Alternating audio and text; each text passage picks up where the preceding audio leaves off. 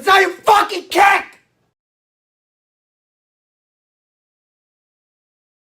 What a way for Winnipeg to start the final 15 minutes of this Grey Cup. The point after from LiegghiNo, and no, he misses it left.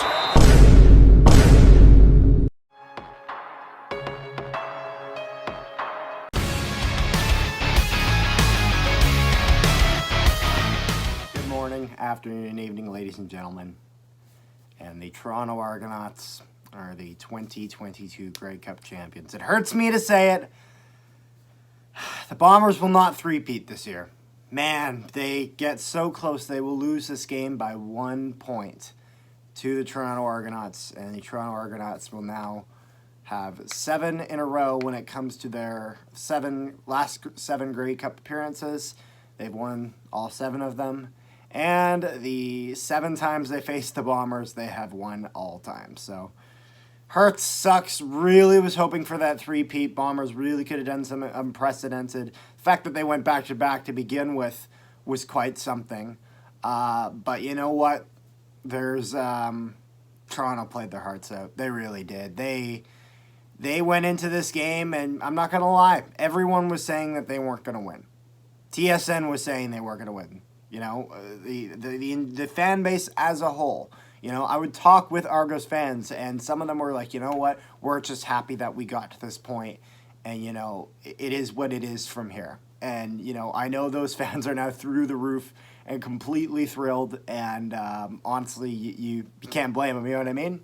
And, you know, obviously I'm devastated that my team lost. I am devastated, but I'm very grateful for the season that we had this year, as well as the 2 Grey Cups that we've gotten the past 2 years. You know, we've been incredibly blessed here in Winnipeg these past few years. So it is what it is, but the future is still bright in Winnipeg in the CFL. So yeah, I just wanted to kind of get that out of the way before getting into this video. And I want to make sure this is clear, as I know the pre-intro may suggest this, but this is not accurate at all. It was more just because I thought it was just kind of a funny little pre-intro that is... I do not blame this loss on any one person, you know? I'm very much a you win as a team, lose as a team kind of guy. So as much as it stings that LiegghiNo missed that convert, I am not putting all the loss on him. That is not a fair thing to do. If I see this fan base doing it, I will be frustrated. It is fair to critique a guy's game, but to throw an entire Grey Cup loss on one guy is not cool. Don't do it. But yeah, so... Pre-game, Bombers win the coin toss, and, you know, seemingly, you know, so, hey, you know, for first good start of the game, you know, is what it is. First quarter, though, Toronto would get a 40-yard field goal pretty shortly in, making this 3-0 for the Argonauts. There would be an illegal block penalty on the play, but then there would be a forced fumble, and Winnipeg would get the ball. Back. There you go! Oh, it's loose! Do we have it? Yeah. Yes! Woo! Winnipeg would get the ball. They would start pushing upfield. But first, before I get into a little bit more of that, this wonderful video is sponsored. Do you hate when you can't find your preferred sports betting site? Bet99! Bet99! Caramba! Caramba! Spreads? This doesn't look like cool bets. Betway! Betway! Ah, it's a spider! Well, that is a problem no longer. With BetStamp, you have access to all your favorite betting websites all on one platform. Just pick the game and select the best money line to ensure you make the most for every bet you make. To take advantage of this extraordinary opportunity, make sure you download BetStamp from the App Store or use the link in the description below and use referral code NHP to let them know you're coming from us and you're saving money. Now, without further ado, let's get back to the video. So yes, thank you to BetStamp once again for sponsoring this video. They have been an excellent partner. And yeah, you know, just a great product. You guys should use it. Remember, code NHP, and they'll let them know that you're coming from us. But Harris would start pushing up the field. Andrew Harris, of course, now will win his 3rd Grey Cup in a row. But his 3rd one's not with Winnipeg. That stings. But I'll get into that a little bit more of that later on. And then Jeffcoat would get Andrew Harris in the backfield. Nice defensive play by Jackson Jeffcoat and the defense as a whole. I was pretty pleased for the most part with this defense. A little bit of issues here and there, but it is what it is. Second quarter, Argos keep pushing. And McLeod Bethel-Thompson, he keeps getting hit. You know, he really was starting to get a little bit rattled going into that second quarter. And then the Toronto Argonauts would miss a kick and get a point by going through the backfield. Rouge for them. Oh, just fall down. Don't even kick.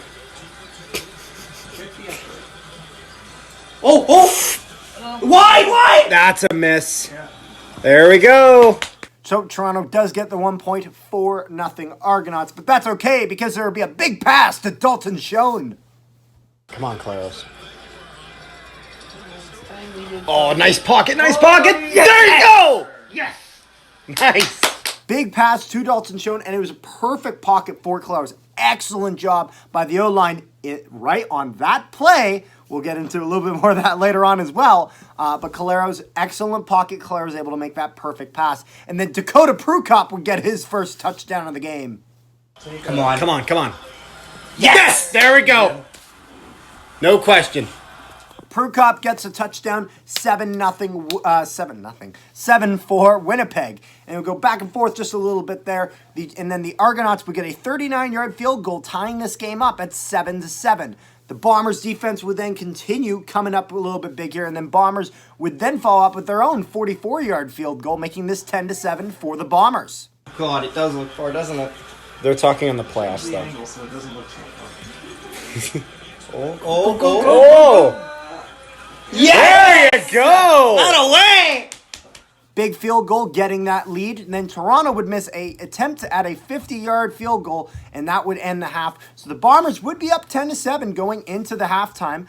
Halftime show, not going to lie, could not care less. I think they had like Florida Georgia Line, or at least someone from that, and that was the only name I somewhat recognized. I'm a lot of country. I was not crazy about it. So you're still talking about the game when it's optimistic? Yeah, we're sort of, yeah, we're in the lead right now, but that's not gonna continue. You know. Should I point out that the team that was up 10-7 last time going into the half was the team that lost last year as well? People were tweeting that out, like how Hamilton had a 10-7 lead. You know? Well. Then again, Hamilton didn't have a fucking Terrible kicker! LiegghiNo's the most ironic name Okay. I've ever heard. Okay. Keep going. Caleros gets sacked. I'm sorry about that. And then Ouellette would get the touchdown for the Argonauts. God. Oh! He got so close. Damn it. That's a Toronto touchdown. Andrew Harris had a solid night, but honestly, best part of the running back core for Toronto was definitely Ouellette tonight. He really was on fire for the Argonauts, really pushed downfield a bit more than Harris did, and really came up huge when needed, getting a touchdown, and later, I believe, getting another one. And then the convert would be good, 14-10 for the Toronto Argonauts. And then what an amazing scramble by Caleros. He dodges, like, I swear to God, at least 4 tackles and somehow is able to get a massive throw-off. Oh, no. Whoa! Oh my God! No way! Come on, Zach. Zach Caleros with the huge play. Toronto would follow it up by going offside. It would go back and forth just a little bit, and then Toronto would get defensive PI, and the Bombers would go first and goal at the 1 yard line, and Dakota Prukop would get his second touchdown of the game. He's in. Yup. There we go. Prukop gets the touchdown. Convert is good, 17-14 Winnipeg. And then Toronto would take a player misconduct penalty. This would go on. I'm trying to remember who it was, but it was after the play. There was a play on the sideline where a guy went out, and then a guy completely nails Willie Jefferson from behind. Not gonna lie, Jefferson kind of sells that a bit, but he hit him from behind. There was no question that it was going to be a penalty, whether Jefferson sells that or not. Caleros gets sacked again. Come on, guys, get your crap together. I'm sick into Caleros, with the exception of that one play I mentioned earlier where he had a nice pocket. Caleros was getting hit all game. Toronto was not known for having a great defense going into this game, so I expected that our low line was going to be able to take care of them. They struggled with that a lot of this game, so, you know, gotta be better is what it is. Fourth quarter, though, and then Janarian Legrand would get a touchdown off a punt to start the fourth quarter. Oh, God, do not take a safety. Yes, go. Run! Go! Run, There you go! You got a hold! Keep going! Run! Go! There you go! Keep going! Keep going! Yes! Woo! Janarian Grant getting his second touchdown in a row. Got one last week and he got one this week off of a return of some sorts. But then LiegghiNo would miss the convert. 23-14 game. Legs! Why do you do this to us? LiegghiNo misses. Very close convert. It's unacceptable. It's unacceptable. Argonauts were going on offense, and Jake Thomas takes a stupid penalty for roughing the passer. Thomas, you know better than that. That ball is long gone. That was a stupid penalty. There's no other way to put it. The ball was long gone. I am not defending him here. I'm sorry. There's nothing. That was absolutely a penalty, and it deserved to be penalized against us. And that's what happened. And Toronto would get a field goal and make this game 23-17. So yeah, Toronto gets a field goal. And then at this point, I really was starting to realize how much Oliveira was just on fire this game. He was just pushing and pushing and pushing and pushing up through the Toronto defense and really making some good damage. Obviously, he had some times he got a little tied up. But overall, Oliveira had a really solid game. The running game was not at all a problem for this game. We should have been able to win with that kind of a running game. That was not the factor, in my opinion. And then Dakota Prukop would go for the long bong, and he gets intercepted. Prukop's gonna go for the throw! No! Damn it! Intercepted. All right, Buck Pierce. This plays on you. Like, I understand that Dakota Prukop is being able to make some of those long throws this season, but here's the thing. The times he's made those long throws, typically, are when it's second and short yardage, like 2nd and 2, 2nd and 3, 2nd and 1, somewhere in there. And what would happen is we'd make it look like we're just going to push forward. Dakota Prukop takes that step back, guns it down, and you have a one-on-one. You have your one receiver and your one defensive back, and our receiver, who typically is Dalton Schoen, is able to make that play because of the skill that Dalton Schoen has. When you have your one receiver going against like 2 DBs, a safety, and a linebacker, he's not going to make that catch. At bare minimum, he's not going to make that catch, and the Argonauts are able to get the interception here. I think that is a offensive play calling blunder by Buck Pierce right here. No, I'm kind of putting that play on him. No offense. And then Chad Kelly comes in for Bethel Thompson. Interesting part. So he kind of tweaked his hand. Bethel Thompson taped it up. But smart play by the Argonauts here. Once they realize that Kelly starts really going with this offense, they don't put Bethel Thompson back in. They let that carry on naturally. There's no sense in putting Bethel Thompson back in if Chad Kelly was doing fine. So, smart play by the Argonauts for that to happen. And then Jeffcoat would get a little bit rattled up around here, would go off to the sideline, would not return. Ouch! Jeffcoat had a solid game going up to this. It was really, he was arguably out of the defensive line, put the most pressure on Bethel Thompson and Chad Kelly this entire game. So, hurts that he's out. The Argos would then have a big punt return. They're looking to really get back up in the standings. Banks would take a 10-yard objectionable conduct penalty. This is a stupid penalty. Brandon Banks, you absolutely deserve this penalty. So, Toronto goes for the long bomb, and their guy falls right next to our DB. Now, naturally, Brandon Banks sees their player falls next to one of our players and thinks pass interference. So he starts yapping his mouth at the referee, and he takes a penalty for yapping his mouth at the referee. There's some people that were really upset about this. I don't know. Like, I don't see what the problem is here. If you're going to mouth off to the referee, then you're going to get whatever consequences you get.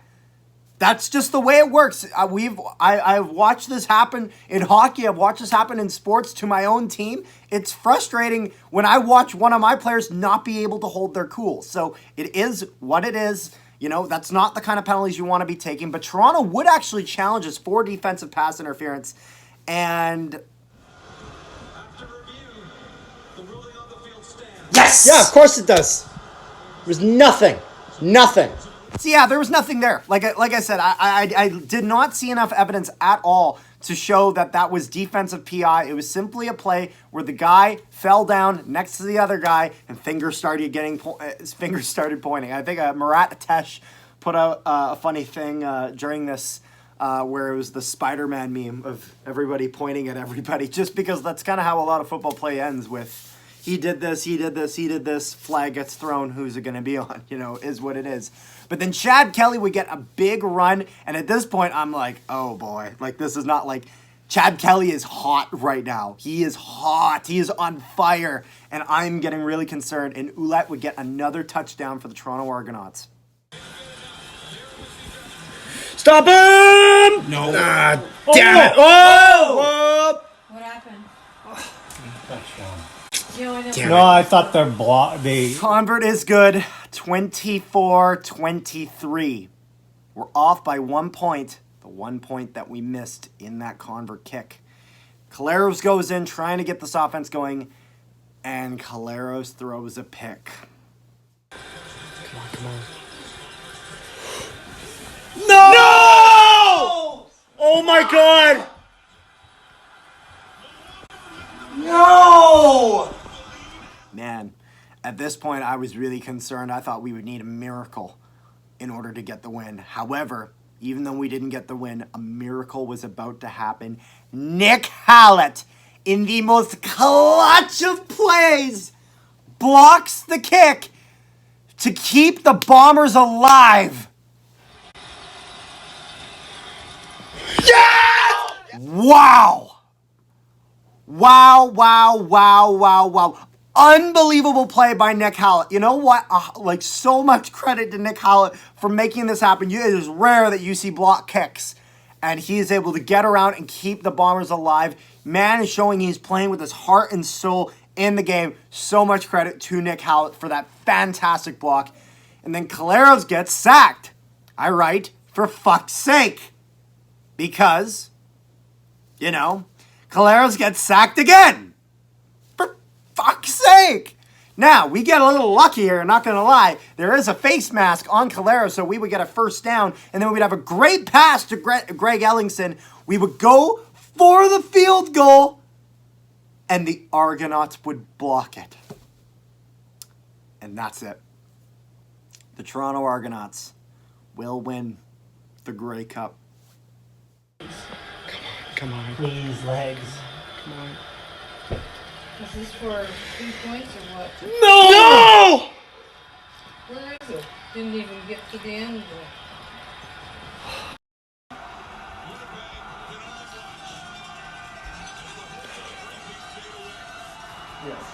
Sorry, guys.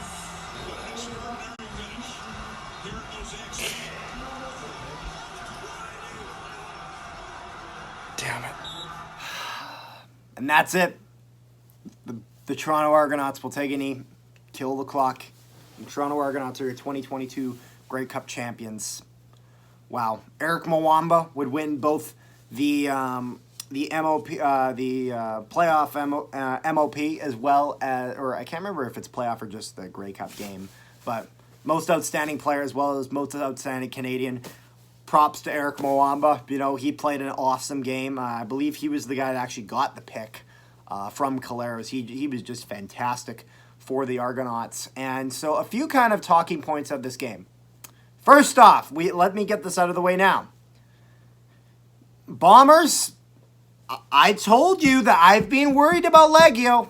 You know, he's been able to get field goals, but he's missed some really, really key converts.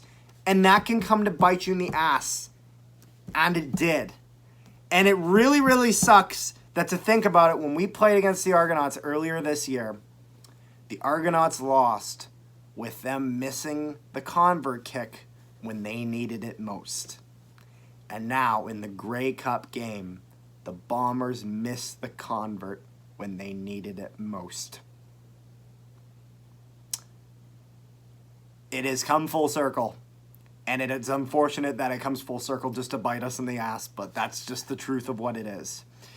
And so, you know, it's time to get a new kicker. It just is, you know, and like I said, I'm not blaming this whole loss on him. That's not a fair thing to do, but it is a factor. It's impossible to say that it's not a factor. It just is.